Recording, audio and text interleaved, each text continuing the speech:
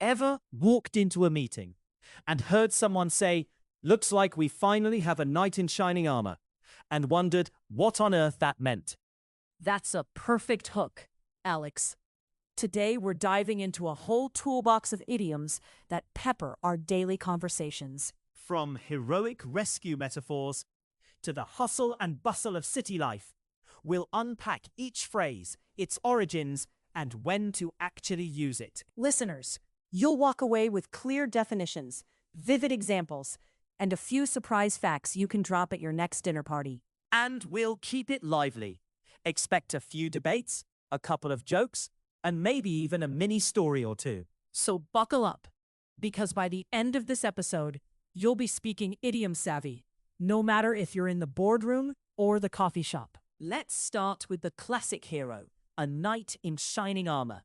Sarah, what's the story behind that one? Historically, it references medieval knights who would literally wear polished armor to rescue damsels in distress. Today, it's a metaphor for anyone who swoops in to solve a problem, often unexpectedly. Exactly. And it's used both sincerely and sarcastically. If my roommate finally does the dishes, I might say, "Thanks, Sir Nalt." But if a politician promises a miracle, I'd roll my eyes and call it a knight in shining armor, with a hint of sarcasm. What's really interesting is how the phrase survived the shift from literal armor to corporate jargon. Think of a new manager who rescues a floundering project. And that brings us to making inroads. It sounds like a military term, right? Exactly. It originates from siege warfare, where attackers would create a road into enemy defenses. In modern usage, it means gaining gradual progress, like a startup making inroads into a competitive market. So if I say, our podcast is finally making inroads with younger listeners, I'm describing slow but steady growth. Right. And notice the subtle optimism embedded in it. It suggests momentum without guaranteeing victory. Now, shifting gears to business idioms, mean business, and business as usual. They sound similar, but mean very different things. Mean business dates back to the 1800s, meaning to be serious and determined. If I say, "I mean business" when I ask for a raise, I'm signaling intent. And business as usual. That's a holdover from wartime communications, reassuring people that daily operations continue despite chaos. Exactly. It's often used to downplay disruptions, like after a power outage. The servers are down, but business as usual will resume shortly. Here's where it gets fascinating. Hustle and bustle. It paints a picture of frantic activity. Any idea where that came from? It emerged in the early 19th century, combining hustle, to push or shove, with bustle, a term for a type of women's dress that created a lot of movement. Together, they evoke noisy, busy scenes, like a city market. So, when I say, I love the hustle and bustle of downtown, I'm celebrating that vibrant chaos. But the phrase can also carry a warning. Too much hustle and bustle can wear you out. And that ties nicely into "if you snooze, you lose." That's a classic.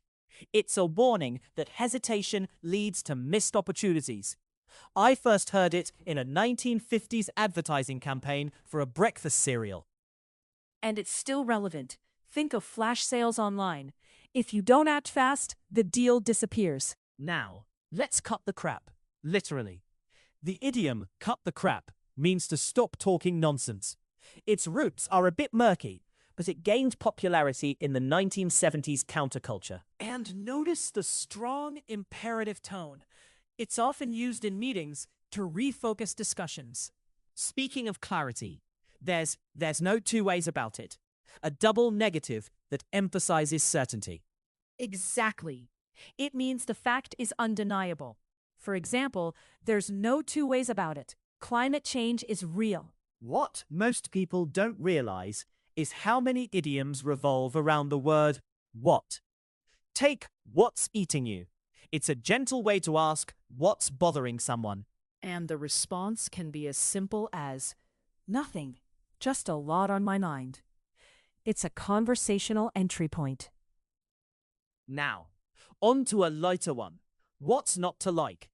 It's rhetorical, implying that something is universally appealing. Exactly. If I say a beach vacation with all-inclusive meals, what's not to like? I'm highlighting its obvious perks. And then there's the bittersweet, cold comfort. It describes consolation that offers little real solace.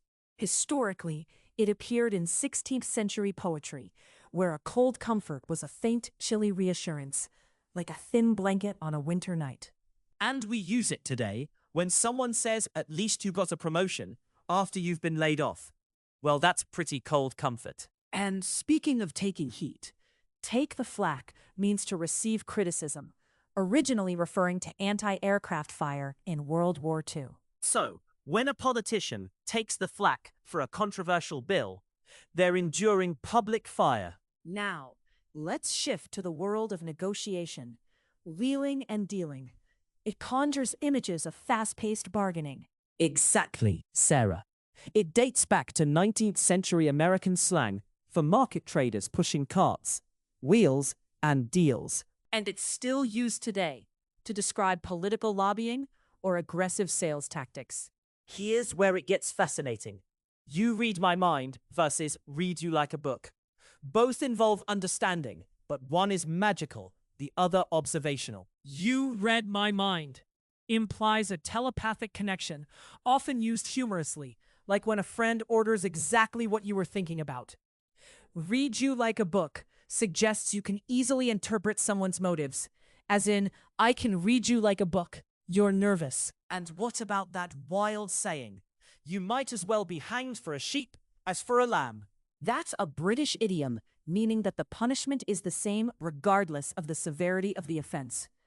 It dates back to medieval law, where both a sheep and a lamb were considered livestock, and stealing either could lead to the same harsh penalty. So, it's a way of saying the outcome is the same. So why worry about the details? And then there's the mischievous spike somebody's drinks or guns. It literally means to add something, often illicit, into a beverage or weapon. Historically, during Prohibition, bootleggers would spike drinks with extra alcohol to make them stronger. In modern slang, it can also mean adding a surprise element, like spike the presentation with a dramatic video. Now, spill your guts. A vivid image of emptying one's stomach. It means to reveal secrets or deep feelings. I love that one. I once asked a friend to spill your guts about a breakup, and she shared the whole story in one sitting. And slog one's guts out takes the physical side, working extremely hard, often to exhaustion. It's military slang from World War I, describing soldiers marching through mud. So, if I say, I've been slogging my guts out on this research paper, I'm emphasizing the grueling effort. Now on to a mathematical puzzle. Square the circle. It's an ancient problem of constructing a square with the same area as a given circle, using only a compass and straight edge. Since it's proven impossible, the phrase now means attempting an impossible task, like trying to square the circle by getting everyone to agree on a single policy. Next, the phrase roving eye. It describes someone who looks around indiscriminately, often with a hint of suspicion. You might hear, the manager kept a roving eye on the sales floor, meaning they were constantly scanning for issues. And then we have riffraff, a term for disreputable or undesirable people, originally a musical term meaning a short, improvised phrase. Today, it's a catch-all for low-status crowds. The concert attracted a lot of riffraff. Moving up the social ladder, the upper crust refers to the elite class. It dates back to 18th century England, where the wealthy ate bread made from the top, or upper, part of the grain. So when I say, the gala was attended by the upper crust of the city, I'm describing the social elite. Lastly, the chattering classes, a somewhat pejorative term for vocal, educated, middle-class people, especially those who comment on politics and culture. It emerged in the 1970s American media, implying that these folks talk a lot, but may lack real power. And that wraps up our idiom tour. Any final thoughts, Alex? Just that language is a living museum. Each idiom is a relic with a story, and using them keeps those stories alive. Let's recap. We explored heroic metaphors, business buzzwords, social descriptors, and a few puzzling phrases, all with origins that span centuries. Remember, the next time you hear cut the crap or square the circle, you'll know the history behind the words. If you enjoyed this deep dive, keep an ear out for our next episode where we'll decode idioms from the world of sports. We'll tackle phrases like home run, slam dunk, and off the bench. And trust me, there's more than meets the eye. Thanks for joining us on Idiom Insights. Until next time, keep listening, keep learning, and keep talking, idiomatically speaking. Take care, everyone.